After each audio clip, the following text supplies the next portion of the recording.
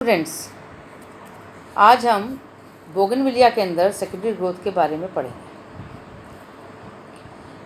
Bougainvillea stem में abnormal structure पाई जाती है, प्राइमरी, और सेकेंडरी ग्रोथ भी होती है, वो भी एबनॉर्मल होती है।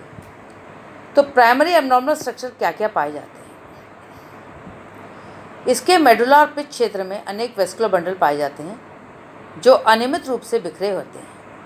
सामान्यतः केंद्रीय भाग में बड़े आकार के वेस्कुलर बंडल पाए जाते हैं और परिधीय भाग में छोटे आकार के वेस्कुलर बंडल पाए जाते हैं। अब ये एबनॉर्मल फीचर्स हैं इसके। अब इसमें जब एबनॉर्मल सेकेंडरी ग्रोथ होती है तो क्या होता है, इसमें बार बार सक्सेसिव कैम्बियम रिंग्स बनती हैं, यानी एक के बाद एक कैम्बियम रिंग। प्रथम कैम्बियम रिंग एक्स्ट्रास्टीलर होती है तथा पेरिसाइकिल क्षेत्र से उत्पन्न होती है। यह कैम्बियम रिंग एकांतर रूप से अंदर की तरफ कुछ स्थानों पर सेकेंडरी जाइलम और अन्य स्थानों पर सेकेंडरी पैरेन्काइमेटस सेल बनाती है और बाहर की तरफ जाइलम के ऊपर सेकेंडरी फ्लोएम और बाकी स्थानों पर सेकेंडरी पैरेन्काइमेटस सेल्स के समूह बनाती है। कुछ समय पश्चात प्रथम कैम्बियम निष्क्रिय जो रिंग होती है वो निष्क्रिय हो जाती है और कॉर्टेक्स क्षेत्र में दूसरी कैम्बियम रिंग बनती है जो प्रथम रिंग के अंदर की तरफ जाइलम और पैरेन्काइमेटस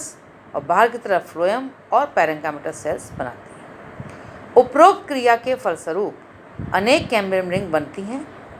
सेकेंडरी ग्रोथ के पश्चात फ्लोएम सेल्स के समूह इंक्लूडेड दिखाई देते हैं, क्योंकि जाइलम दिख रहा है, बीच बीच में फ्लोएम है, फिर जाइलम आ गया, फिर फ्लोएम आ गया, तो सक्सेसिव कैम्बियम रिंग बनती जाती हैं। लेकिन वास्तव में जो फ्लोएम है वो इंक्लूडेड नहीं होते। प्रतीत ऐसे होते हैं कि इंक्लूडेड हैं, कि वो वुड के बीच बीच में दिखाई देते हैं, क्योंकि एक कैम्बियम रिंग ने पहले फ्लोएम अंदर की बाहर की तरफ बनाया, अंदर की तरफ जाइलम बनाया।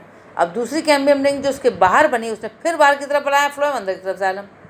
तो अंदर वाला जो फ्लोएम होगा पहली रिंग का, वो दूसरे जाइलम के और पहले वाले रिंग के जाइलम के बीच में आ गया। तो ऐसा फील होता है कि इंक्लूडेड है, पर ये इंक्लूडेड फ्लोएम नहीं होता है। तो इस तरह से बोगनविलिया के अंदर सेकेंडरी ग्रोथ पाई जाती है।